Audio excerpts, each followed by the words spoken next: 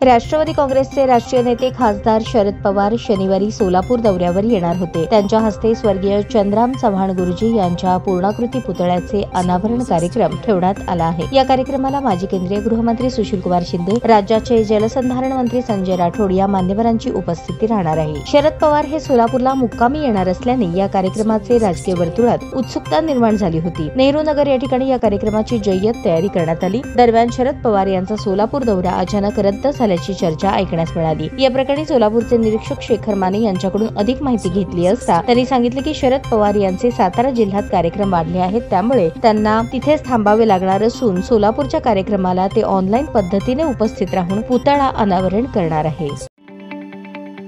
ताज्या बातम्या पाहण्यासाठी प्राईम महाराष्ट्र न्यूज चॅनलला सबस्क्राईब करा।